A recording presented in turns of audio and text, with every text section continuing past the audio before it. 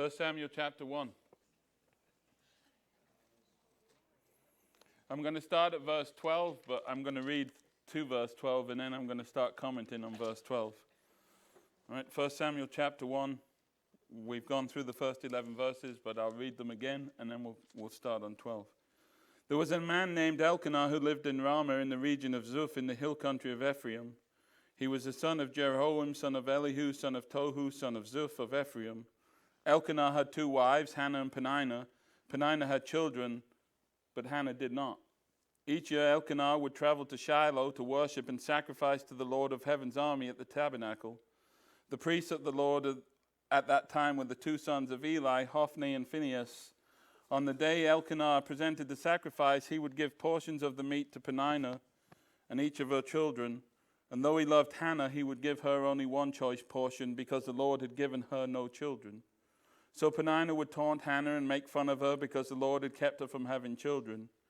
Year after year it was the same. Peninnah would taunt Hannah as they went to the tabernacle. Each time Hannah would be reduced to tears and would not even eat. "Why are you crying, Hannah?" Elkanah would ask. "Why aren't you eating? Why be downhearted just because you have no children? You have me. Isn't that better than having 10 sons?" Once after a sacrificial meal at Shiloh, Hannah got up and went to pray. Eli the priest was sitting at his customary place beside the entrance of the tabernacle. Hannah was in deep anguish, crying bitterly as she prayed to the Lord. And she made this vow: "O Lord of heaven's armies, if you'll look upon my sorrow and answer my prayer and give me a son, then I will give him back to you. He will be yours for his entire lifetime, and as a sign that he has been dedicated to the Lord, his hair will never be cut." All right, now verse 12. As she was praying to the Lord, Eli watched her. Point number 1. God puts people in your life to view your worship. When we look at Gideon, he had 10 servants. We'll talk about that on Sunday. If I get Gideon on a Wednesday night and Sunday night, that will be overload. But his 10 servants are there. Moses had the people of Israel. Joshua had the people of Israel. There's certain people that God puts in your life to see him through you. We'll see that Hannah is that for Eli. That Eli gets to experience something special because of Hannah. God puts people so that they can see how you respond, how you act. The 3 Hebrew boys together would be people put in each other's life to show God off. But here's the trick. Whilst people are watching your worship, Eli is watching, and we'll see his response. But the Bible's clear in verse 12. As she was praying to the Lord, Eli watched. Eli was watching her. People at church watch you. The lost world is watching. Your kids are watching. Your grandkids are watching. There's many people watching you. And God has ordained it that way so that they can see something in you. And we're meant to be different. We're meant to be strong and so forth, so that they'll see him in us. But here's the problem. When we become conscious of people watching us, especially maybe in here on a Sunday morning or whatever, we can't allow that to change our worship. I mean, if you're sit beside somebody who doesn't like people getting crazy, it might be hard to get crazy, right? I mean, some people think that raising your hand is like paramount to being Pentecostal. And if you sit next to them, you might just, right? People are watching you, but you can't allow that to change your worship. You can't like, "Oh, they're watching me, I better do something. Or I better not do something." Sometimes, listen, I think every one of us has struggled with, I need to go down to the altar, but they're here. Or I need to say something, but they're here. We struggle with people. Eli is watching Hannah. And so that happens. People are going to be viewing us, but you can't allow that viewing to change you. You know who you're worshiping? You're worshiping the Lord. You know how many people really are in the audience? It's kind of like when we say, "Well, I would do this, but I can't do that in public." Well, hold on. It's for the Lord, right? It's only the Lord that really matters. When you're doing it, it's in front of the Lord. She is praying to really an audience of one. She's praying to the Lord. Eli happens to be there. And look at what it says in verse 12. Seeing her lips moving, but hearing no sound. Eli was watching Hannah, who was worshiping differently. Have you ever done that? Has there ever been moments where you just worship differently, where it's just more powerful? Maybe you're singing stronger. Maybe you're just in that moment worshiping differently. Maybe you're giving something that you've never given before. There are moments when we worship differently. I don't know Hannah. I don't know her life. I only know of what it's written. But I don't think this was a regular moment for her, do you? When she started to pray, look at what it says. Seeing her lips move, but hearing no sound. She's fervent in prayer, but she is not actually making a sound. Maybe you've done that. Maybe you're praying, and for whatever reason, you're there, and she is just into praying. She is absolutely worshiping the Lord. I think it's intense. I think it's passionate. I think it's more than normal. And in verse 13, it says, Eli saw her lips moving. He's not just like somewhat looking at her. He seems to be involved in this. He's making like he's absolutely kind of hooked into what she is doing. And he gets weirded out because when people pray, he expects to hear what? Yeah, but her lips are moving, but there's no sound. Hannah, to her credit, and this is kind of what I'm talking about, didn't seem to care how she looked. He's going to assume that she's drunk. He's going to have this wrong perspective of what she's doing. And see, that's what's hard. Some people have a wrong perspective of how you're worshiping. And what we do is, if they're going to think that, then I'm going to stop doing it. But the only perspective and by the way, we don't even have the right, like we don't even know, David says, there's sins I don't even know about. Like we don't even know how pure our worship is. The only one that does is God. But do not allow people to dictate to you how you worship. Like that. Oh, you're doing it because you're worshiping God. She obviously didn't care how she looked. She looked a bit, obviously to him, she looked drunk. But what is crazy is, for whatever reason, she doesn't say the words. Maybe she's keeping it private. Although she tells him what she's doing, but for whatever reason, but she doesn't care. Sometimes we get flustered because we're crying and our makeup smudges, right? So sometimes we get emotional and we think, oh, I don't want church people to see me like that. But all that matters is that God knows where you're at and you're doing it. Look, people do things for show sometimes. Right? We can do it to impress people. Hannah didn't care how she looked, but she kept the content of her prayer in that sense private. And when it said what the word means, when you read this in the language, it means to multiply prayers. It means she prayed and she continued to pray. This is what I'm saying. Sometimes you pray and you don't know what to say, right? And sometimes you pray and it's just regular prayer. And then there are some times when you pray and you just can't stop what? You just can't stop praying. There are some times when you're in worship where you just don't feel ready to leave. I've done that a bunch of on a Sunday. You can leave, you can do what you want. There are sometimes, it doesn't matter if it's no for, I can't leave yet. You get like that. Sometimes you can leave straight away, whatever. There's not a rhyme or reason to it. But she prayed, and she kept on praying, and she kept on praying. And Eli is looking at her. And this is going to be an amazing moment in her life. It's going to be an amazing moment in Eli's life. And so you know, when God has created this moment for two people and for us and lots of things, you know who's going to fight it. If the devil can give you a wrong perspective, he's going to mess things up. This is an amazing moment. Hannah is laying out, remember she's been kind of discouraged. She wouldn't eat. She's been anguished. She's got anguish. She's literally been reduced to tears. And what did she do? She decided, I'm going to go and meet God at the tabernacle. I got to go and speak to God. I got to go and pray. And so the enemy fights this. But when, notice, you know men say the craziest stuff sometimes, right? Look at what he says to her in verse 14. Imagine praying, imagine coming to the altar, me looking at you and saying, why are you drunk? All right. How many of you would find that a challenge? How many of you would be like, glory, hallelujah? Or how many would want to slap me? People would leave the church over that.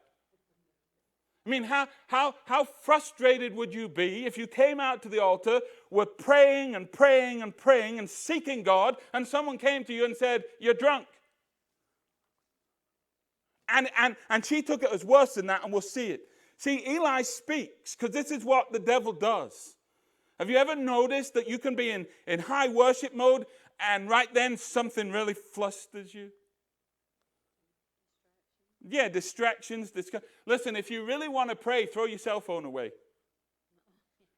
I mean, I can't tell you how many times if I'm trying to study or you know what? If I get to praying, that stupid thing comes off, and in my head I'm like, that might be an emergency, and it's then like Best Buy has a sale. That's really important. Like Eli speaks. Her challenge is this. Part of her challenge is this. Whether or not she would be so vulnerable next time. She's gone, she's prayed, she's done what she thought she should do, and someone is coming after her, the priest of all people, and saying you're drunk. So if people are making comments about your worship, maybe we don't want to be so vulnerable next time. If you pray and someone comments on it, maybe you don't want to pray no more. If you preach and people, that doesn't work. But maybe you don't want to be free with your worship anymore. Maybe next time you're not so willing to run unhesitatingly to the Lord. She ran to the Lord and she did it unhesitatingly. And now she's being accused of something that is so far from the truth. Her thought, look at verse 16. Look at how she perceived things. What does she think he thinks? Don't think I'm a what? So what does she take from Eli telling her don't be drunk? She thinks, you think, I'm a wicked woman. Think about that. Here she is worshiping and someone is basically insinuating that you're wicked.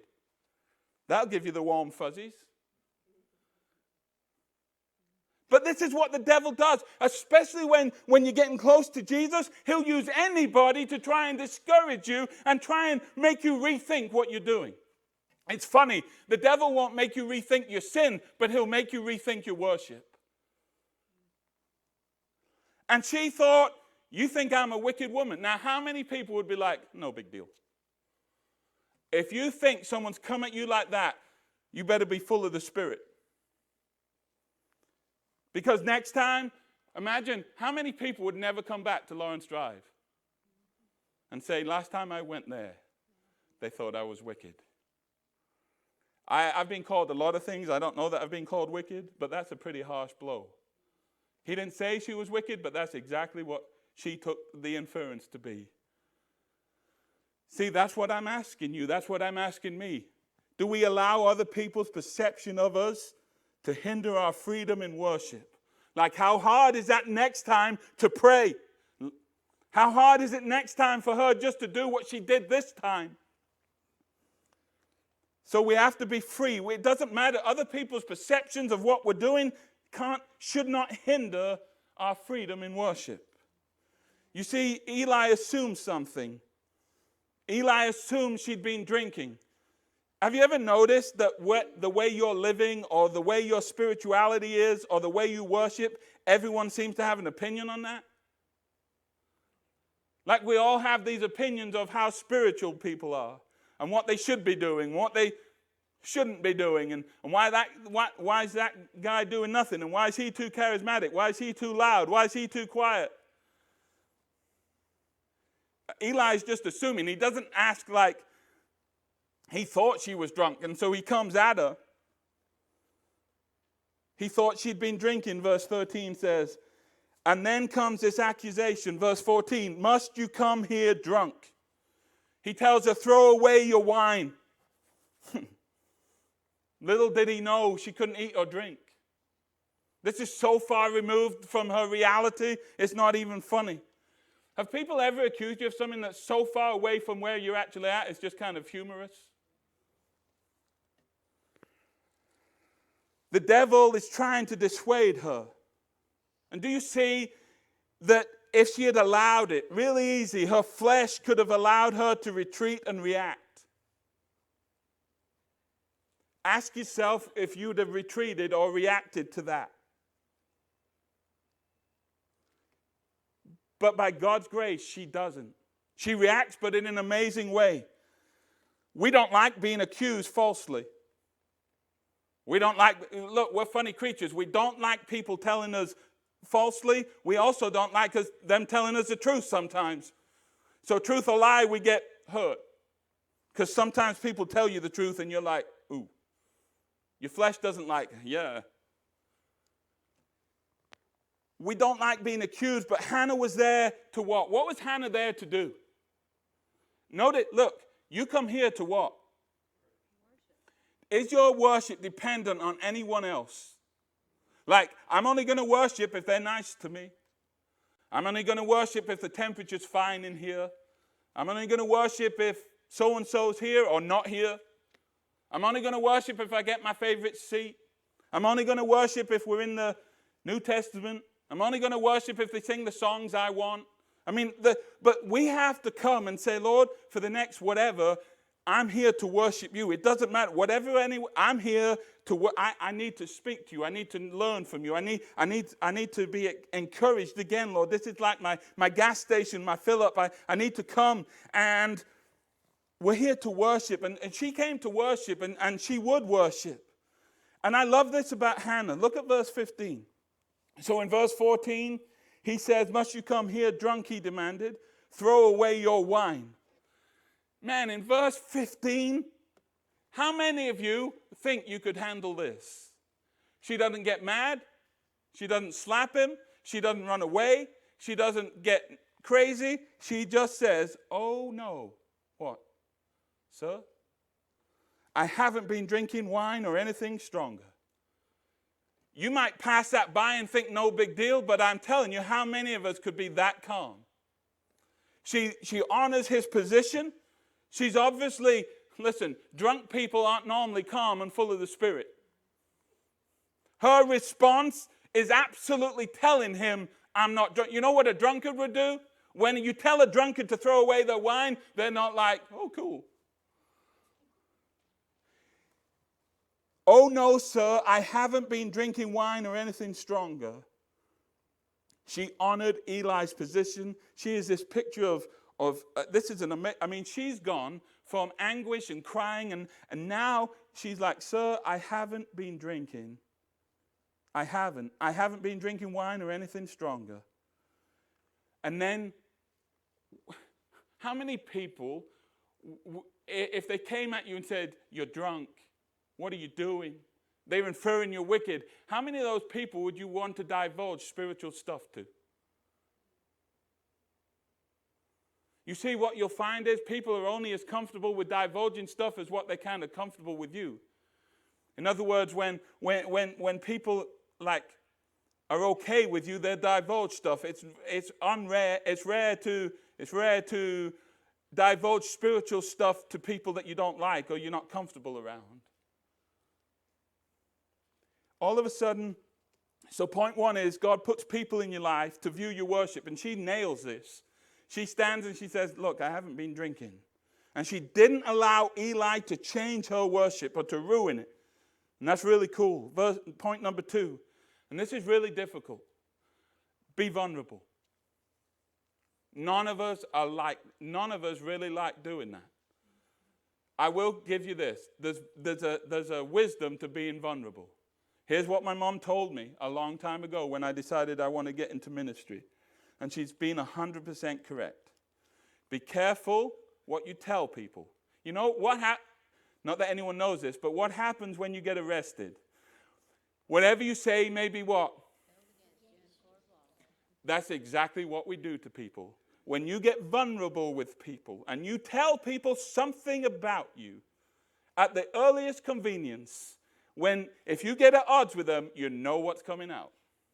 If I tell you, and I'm not telling you this before you go out and say it, if I tell you I've really got an anger issue, oh man, people would run with that. And next time you have a beef with me, I can tell you what you're going to do. Well, I know you have an anger issue. That's what we do. And so, therefore, we don't really want to what? We don't want to share with people. How many people have shared something with someone and it's bit them? And it puts you off telling people anything. And they use it against you. And the worst thing is, please don't tell anyone. And next thing you know, yeah, it's everywhere. You say, what do you mean being vulnerable? Look who she's talking to. A guy that's coming at her, she's being calm. And then look at what she says. I'm not drunk, but I am very what? Okay, you don't think this is a big deal. How many people, even in this room, and if we can't do it in this room, there's no chance anywhere else. How many people do you feel comfortable enough or in yourself comfortable to walk up to them and say, you know what, tonight I'm very discouraged? What's frustrating is when we get mad, we don't mind telling anyone our discouragement. Gossip will fly out quick. But when we are spiritually discouraged, somehow we think the best idea is just to never tell it. Meanwhile, it's written all over our faces and demeanor. And we think it's like some strange deal to be spiritually discouraged. You know what? Everybody gets spiritually discouraged. And if we can't get help in the church, where are you going? If you get spiritually discouraged and you refuse to speak, look, the first person you need to speak to is what? Is God. But that's why he's given you a spouse. That's why he's given you friends. That's why he's given you a pastor or a church or whatever. So, and look, it's hard. But she looks at Eli and she says, look, I'm not drunk. I'm very discouraged, and I was just pouring out my what? Heart or my soul to who? All right, why don't we want to say this? If you go up to someone and you say, I've been pouring out my heart to the Lord, people either ask what? People either ask, what about? And sometimes we really kind of regret saying that because now we've got to get into it.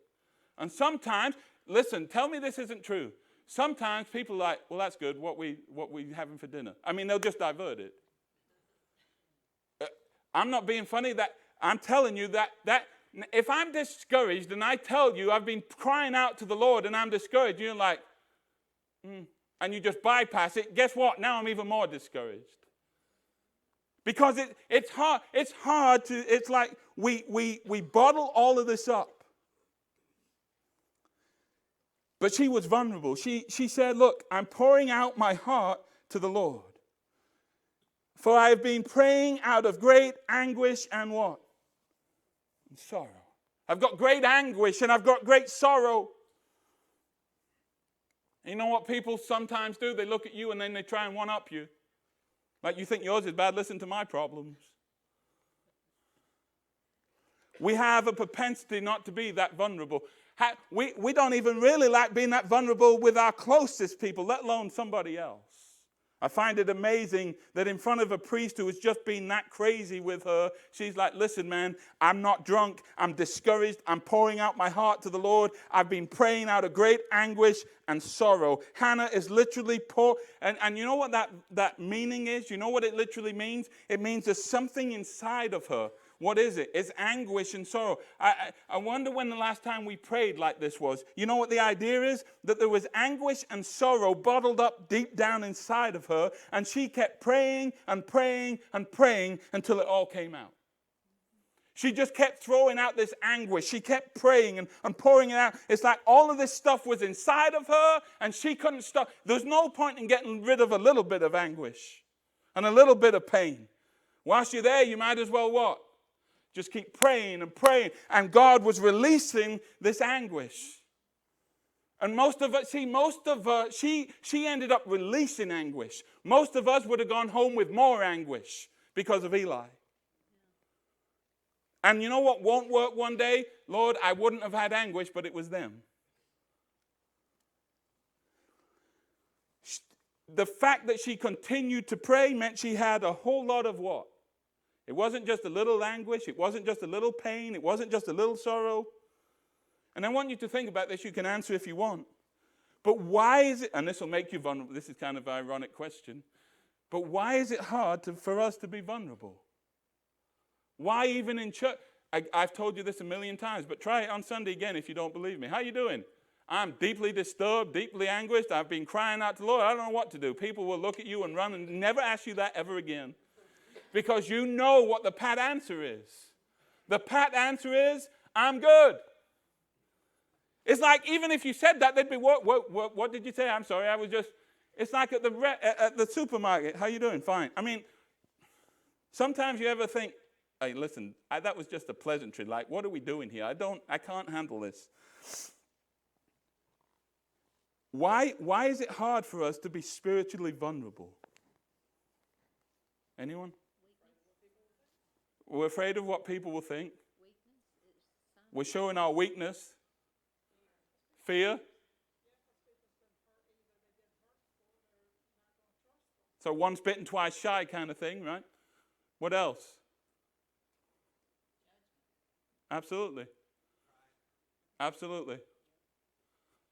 So now we're all going to have confessional. No, I'm just kidding. Okay, but what are the benefits of being vulnerable? What are the benefits of having someone that you can go to and say, I'm really discouraged right now? And look, please don't take this to mean, oh, thank goodness, I can just rail off on somebody and say, I hate this and I hate that. That's not what I'm talking about. If you're that discouraged, maybe keep that to yourself, right? But look, Hannah, this is not a gossip session. This is not a like, oh good, now I can tell you the 10 things I hate about church. That's not what we're doing. 10 things I love about Phil, maybe 6, all right, whatever. Look, but she is speaking to Eli. So what's the benefit of Hannah doing this? And who does it benefit? Who, in her actions, who did that benefit?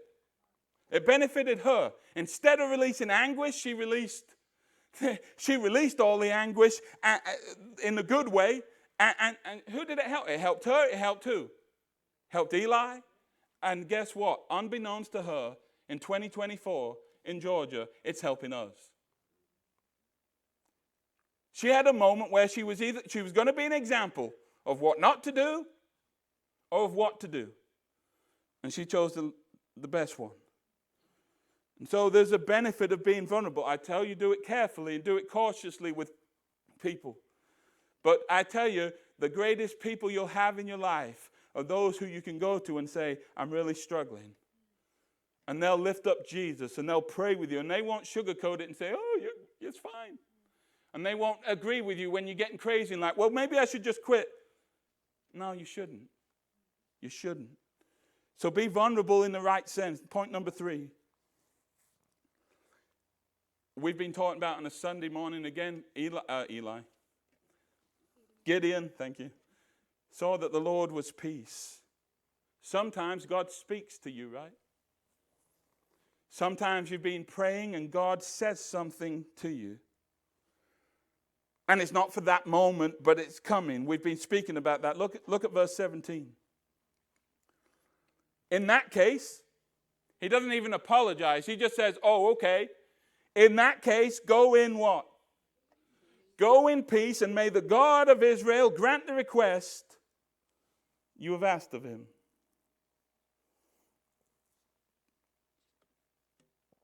Go in peace, and may the God of Israel grant you the request you have asked of him. God speaks. And what happens when God speaks? When God gives you peace, you got to live like you believe it. When God gives you, listen, when God solidifies it by speaking to you, what else do you think you have? Like when God says to Gideon, I got you. When God says to you, I got you. When God says it's going to be all right, what else are you looking for? The moment he says it's going to be all right, you now have to live like it's going to be. Every little thing's.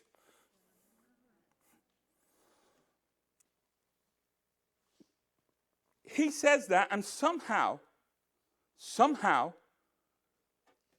we'll read that she believes it.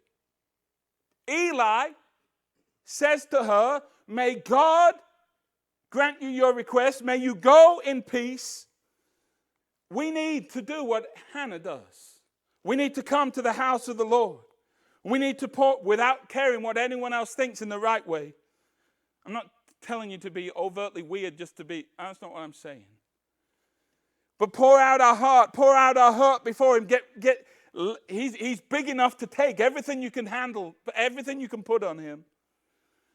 You come to church to pour out, to be poured in, to receive his word. And then we leave tonight, we've received his word, and if we don't live it out, then why are we even here?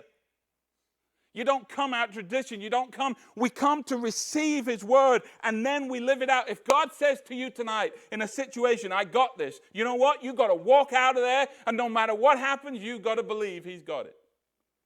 See, what happens is we get really comfortable in here, and he says, we got it, and you're like, woo, let's sing the goodness of God, hallelujah. And then we walk out, and things get worse, and we get obliterated.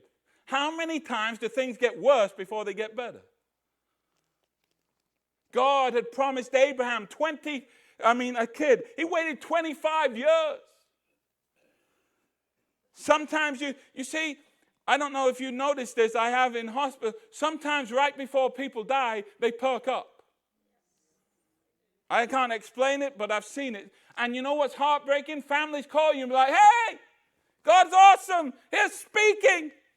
And they're eating, and we've had the best day. And then you know what happens the next day?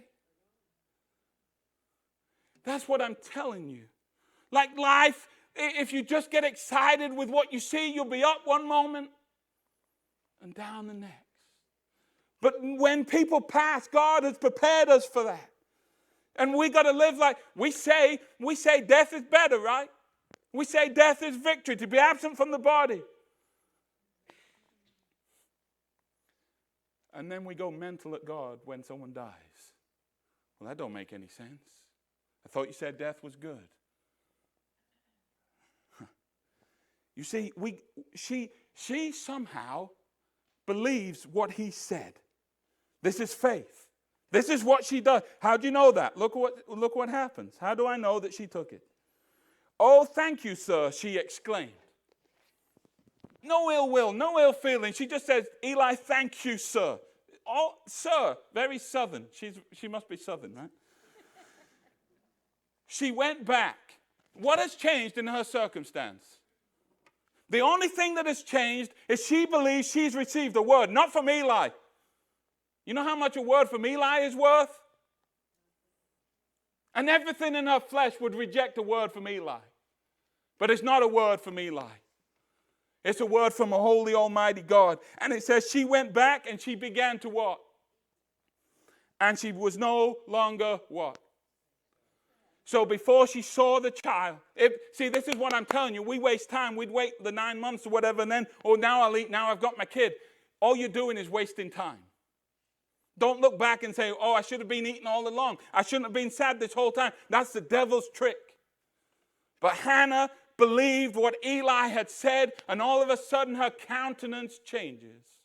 And it'd be crazy, right? What happened? You pregnant? No. What happened? God spoke to me, and I just believe him. What proof do you have? None. When are you going to get pregnant?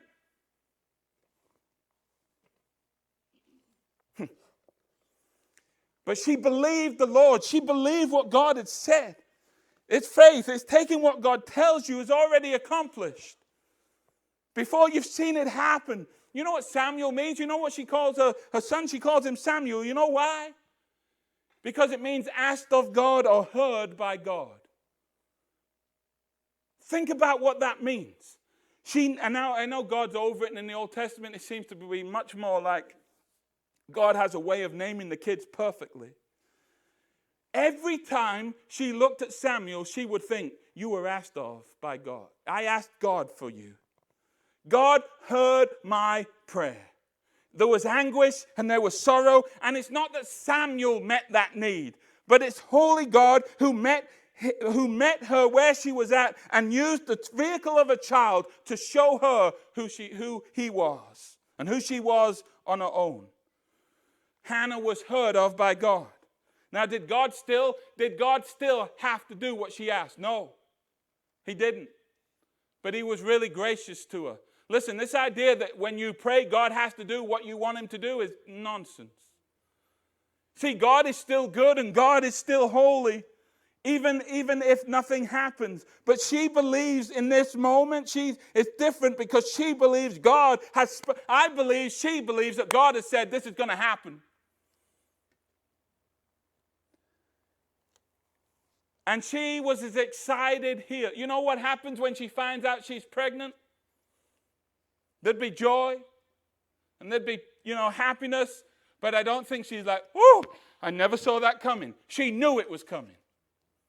She knew it was coming. Are there things in your life that you know are coming? They ain't here yet. But when they come, you're not like overtly shocked. You're like, well, it shocked me that it came now. But I've been expecting this. Look, I'm expecting amazing things at Lawrence. When they happen, it's not going to be a shock. But how they happen and when they happen probably will be.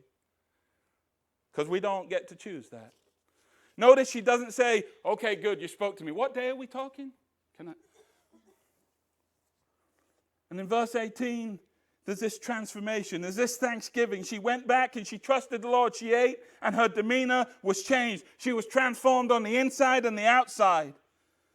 And so the big question for all of us is, after going to the Lord and praying, can we really truly leave everything in his hands? So no matter what happens, her demeanor was one of peace and joy now. And that's what the question is. What's going to stop us from having a demeanor of peace and joy? People can do that to you real quick, but they shouldn't have that much authority in your life. Circumstances should not have that much authority. And so she was vulnerable and she prayed and she believed what she heard. Look at, point 4.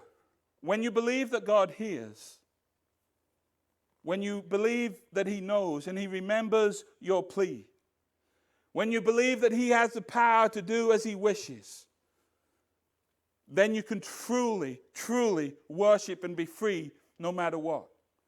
Now think about this. Nothing has changed apart from God has spoken. Peninnah is still where? Where's Peninnah? Right there with her. She's been a thorn in her side. She's made her upset. She's been railing in her ear. And there is no proof to Peninnah that anything's going to change. Peninnah isn't stopping. Peninnah will still be running her mouth. And all Hannah can think is, one day. And I think that's in part of her prayer in chapter 2. She's like, oh. And she kind of turns this around like, yeah, you're not so happy now, are you? God has done amazing things. But notice what it says.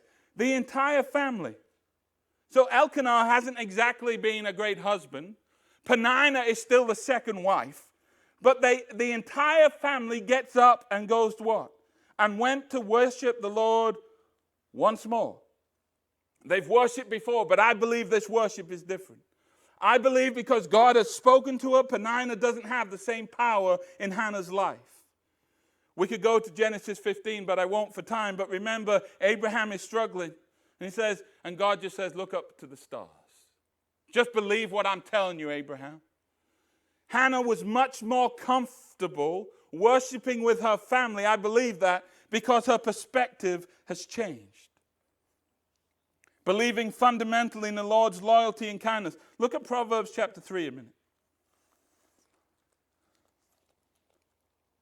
How do I get comfortable in worship? How did Hannah get comfortable? How can I have to know that God hears. I have to know that God knows. I have to know that God remembers my plea. I have to believe he has the power to do as he wishes, because without any of that, we can't be free. But look at Proverbs 3 and verse 3. Never let what? Never let loyalty and never. You know what never means? Never let loyalty and kindness leave you. Tie them around your neck as a reminder. Write them deep within. And here's what God says. Now, who is the only one who is completely loyal and completely kind? God. Right? Listen, the moment you believe that God isn't loyal, good luck. The moment you believe because of circumstance that God somehow isn't kind, good luck. Jesus was so loyal and so kind, he took the cross, even the death of a Roman cross. He suffered and bled and died because of his loyalty and his kindness towards us. You have to believe, no matter what you see, no matter what you hear, no matter what you face, that God is loyal and kind. You have to receive that. You have to accept that. If Hannah doubts the loyalty and kindness, she can doubt the loyalty and kindness of Eli, but she cannot doubt the loyalty and kindness of God. You think, well, this is fundamental. You ever struggle with that? Deep down in your spirit, if you ever struggle with God being loyal and kind. And what you have to do, what we all have to do, is to fundamentally believe in his loyalty and kindness. Because when we believe that, when we receive that, when we act on that, we are then in good shape to reciprocate. You know what she reciprocated to Eli? Loyalty and kindness. As God was loyal and kind to her, she was loyal and kind back. As God is loyal and kind to us, what does he expect? Us to receive that and to reciprocate those characteristics. You see, here's the problem. Sometimes we don't receive God's loyalty and kindness. We get messed up in our mind, in our spirit. And then other times we receive God's loyalty and kindness, but then we absolutely refuse to be loyal and kind to who? You really think it's God, so it's easy for him. But in a way, do you think it's easy for God to be kind and loyal to you all the time? Like you're some easy piece of work that is just a joy to be with? We act like they're too difficult. I can't be loyal and kind to them. It's a good job God ain't like that with us, ain't it? So believe fundamentally. When you believe in God's loyalty, look at verse 4. Well, what good will that do me? I'll tell you. You will find favor with both what? You will find favor. When you are loyal and kind, God will bless you. When you are loyal and kind, and by the way, what does favor mean? Oh, it means I'm going to get rich. No, it don't. It means I'm going to get whatever I ask for. No, it don't. Here's when you know you're really strong in God's kindness and loyalty. I don't care in that way. I don't have to know. I don't have to understand. I just believe it's coming. Are you going to be kind? When are you going to be kind? Trust me. God will be loyal. When she walks with her family to the temple, to the tabernacle, she knows. God's, hey, Penina, you're not loyal or kind, but God is. You will find favor with both God and people, and you will earn what? How will you earn a good reputation? This is what I'm telling you. Hannah earned a good reputation because she did something only God can allow her to do. The only reason she wasn't unkind and disloyal even to the priest, and the only way she stood was God. And I'll finish here and we'll pray and I'll get you out before the kids, so then I win one night. All right. I know you have, but you ever receive blessings from God? Count your blessings, right? Name them one by one, and it will just absolutely shock you and surprise you what the Lord has done. I feel like busting that out in song, but that could go sideways. Look at what it says. So she returned home to Ramah. When Elkanah slept with Hannah, just by coincidence, she got pregnant. Is that what it says? God, who had stopped her womb from having a baby, she was barren. It says, when they slept together, when they went home, the Lord remembered what? The Lord remembered her request. her plea. And in due time, the Lord brought forth what? A child, a son. She named him Samuel, heard of God. I asked God for him. For she said, I asked the what? Here's what we need to do. When you receive blessings from God, don't forget to honor him. How many times have you prayed and were fervent in praying? How crazy would it be if Samuel was born and Hannah just acts like it's a normal day? God has done things for you. You prayed for them. You asked him for them. And when they happen, you're just like, huh. When God does something, he deserves to be honored. Hannah names her son Samuel, heard of God. It's a perpetual reminder to her, to the world, to Eli, to Peninnah, to Elkanah, of the goodness of God and the power of prayer. Do you want to know what the trick to that is? Do you want to know how you really get to be able to give what you need to God, whether it be honor or worship or sacrifice or whatever he's asking you? In the end, Hannah is going to be asked to give a lot. Hannah, there's coming, and we'll get there one day, there's coming that moment where it comes down to it. She's got to go to the tabernacle, and she literally has to say, here's Samuel. And you know what she has to do? Walk away. Tell me that was an easy journey. Tell me that was a good day. And you know what? She's got to walk away from giving up her son and worship God and honor God and thank God, and her demeanor can't change, and she can't be upset. She can't get angry. She can't cry tears of like, I shouldn't have done this. She says, I've got to wean him, and when he's ready, I'll take him, and that day will come. But do you know how she got good? I believe she started to give God the smaller stuff. The situation with Eli, she gave it to who? When they were sacrificing, they were giving away bulls and flowers and everything else. Flour, not flowers. They may have given flowers. I'm saying this. If you can't give the small stuff, if you can't give God the person that's winding you up, if you can't give God a little percentage of your cash, if you can't give him a percentage of your time, how in God's green earth do you think you're going to do when he says, give me your child?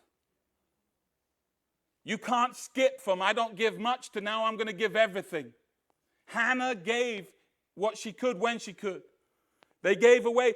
Look, no matter what was happening, they always went. This is the story. They always went. They always sacrificed. No one said, don't give the bull. Don't give the stuff. That's too expensive. Even in this moment, they went and they sacrificed again. And when she goes to the tabernacle, you know what she has? She gives up her son, but she's got a bull, and she's got a basket of flour, and she's got some wine, because she knew that I can give you little things or I can give you everything.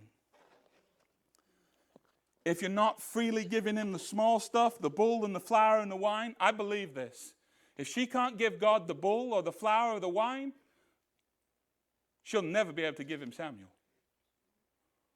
So be careful, because if you want to be a champion and you want to give him the big stuff, you better be able to give him the small stuff. Because when push comes to shove, and you're going to have moments where push comes to shove, if you can't give him the little things, there is no way you're giving him the massive things. Because you know what, in the little things, you know what he proves? Here's what he proves. I'm loyal and I'm kind. And you start off small and you get bigger and bigger and bigger until you're ready to give everything he's asking you to give.